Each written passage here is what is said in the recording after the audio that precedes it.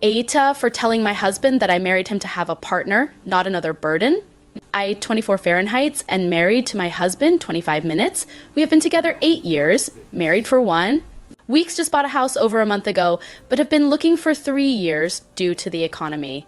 He has never been the most helpful with our apartment, but swore it would change. Fast forward to now, and to no surprise, he is little to no help. He does not clean up after himself with the exception of his own laundry. I expected this after watching my mother do this the entirety of her marriage. No idea why I thought mine would be any different. Regardless, this wasn't my breaking point. My breaking point is the stupid decision he made to get a breed of dog I told him he should not own. We both work. I work from home and bring most of the income, but he does work hard doing HVAC. My job is the most important to be able to pay for everything we need to survive. He wanted a dog, and I did too. I picked a hound at the shelter. She is not perfect, but she's not a bad dog. He wanted his own dog. We have 2.5 acres, so sure, why not get another one so long as there are no issues with my dog. She could have a friend. I told him he should research what kind of dog would be best for him.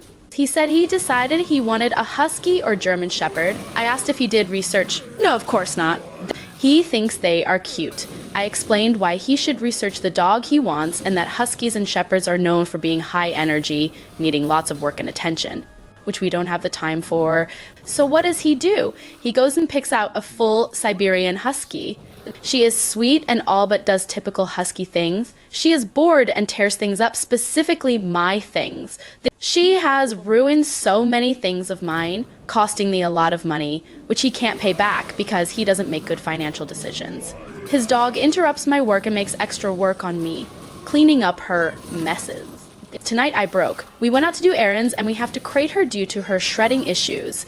She broke through the crate and destroyed not only the trash, but a bunch of my belongings as well. She peed on the floor. I lost my shit. I called him an asshole for not caring and expecting me to be the one to train and entertain his dog. I also said he is intentionally stupid for not doing research when I told him to, and I'm tired of doing everything alone and that I wanted a partner. Not another responsibility. He does nothing and I can't take it anymore. I said a lot of crappy things I won't repeat, and now I am sitting in a gas station parking lot 20 miles from home because I am so defeated. I have no place to go, and I don't want to go home because I'm just overreacting like I always do, and I will eventually cool off and act normal again. AITA, TLDR, husband got a dog when I told him not to. Dog destroying all of my things. I snapped. MTRL. You are now looking into your future if you don't make the difficult decision today.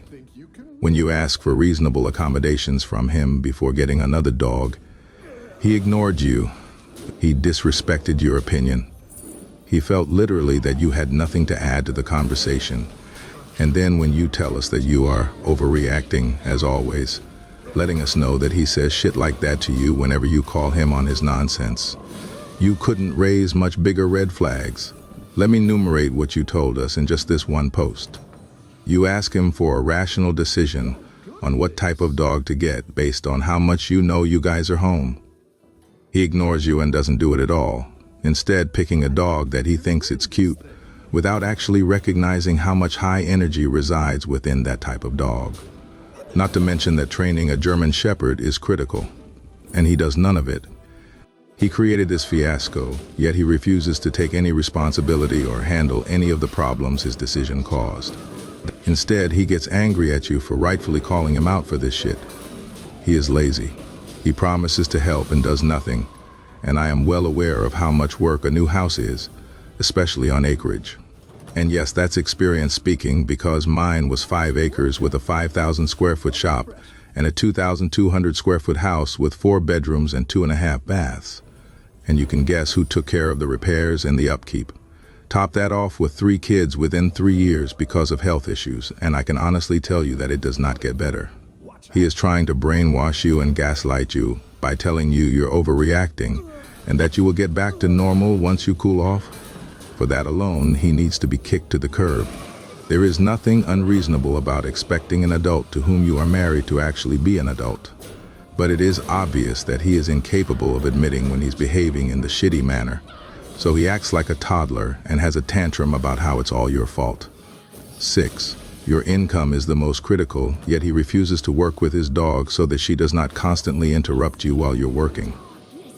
And then he makes poor financial decisions which you have to turn around and try to mitigate. And the scariest part of all of this? I absolutely know this is the tip of the iceberg. I absolutely know there is so much you're not telling us. And I know that because by the time we actually allow ourselves to verbalize these things because we feel stupid that we've stayed, or we feel stupid that we've let it go on, there has been so much more shit that we haven't even admitted to ourselves.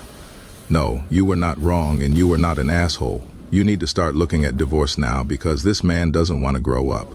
He doesn't want to be responsible. He wants to be taken care of. He is entitled and selfish and irresponsible. What about any of those things screams? Hey look, there's a guy I'd like to marry. You know that if this were your best friend telling you these things, you would tell her to run away quick. Please take your own advice. Please understand you deserve much, much better than this. And you are not wrong. Your life would be so much easier without him. You will be amazed. I understand. I was with my ex for almost 20 years, and I cannot say all it was bad, because it wasn't. But I will be honest with you and tell you the last 5 were hell. So don't do that. You are still so young. And what you need to understand is that you guys got together young. You will see some of the biggest changes in who you are and how you are between the ages of about 19 and 25. For men, it is not unusual for those changes into adulthood to hit a little later. And for couples like yourselves who have been together since they were teenagers, that different rate of maturation really starts to show. And I know that sounds so tight. It sounds like your grandma just lecturing you. But it really is true. I even realized that in my early 30 seconds about myself. I look back at who I was at 19, and I was pretty self-confident going to school and then working. And then I looked at who I was at about 26 or so, and it was completely different. I was the same person, but I wasn't. I had settled into being an adult. You've settled into being an adult. He is nowhere near ready. But I promise you that you are young. You really are resilient. And if you get out of this, please take your time to really get to know yourself. Really like yourself. Really comfortable being just with yourself. Because once you are in that state of mind, you won't put up with silliness like this. You will see the red flags and nope right out of there. Because you will know yourself. You know you deserve better. And you already know you don't want to be mommy to a 24 or 25-year-old guy. Don't beat yourself up. Be as kind as you would be to your best friend in the same situation. And allow yourself to move on. Recent for me, this is the most disturbing part of your post. I don't want to go home because I'm just overreacting like I always do, and I will eventually cool off and act normal again. This truly implies that he doesn't take your feelings seriously at all. If he doesn't listen and he doesn't take your feelings seriously and he thinks that if he just waits it out then you'll go back to normal, then you are 100% dead in the water. You absolutely can't fight that. You definitely can't make somebody care about how you feel, and it sounds like he really doesn't think of you as a fully formed person.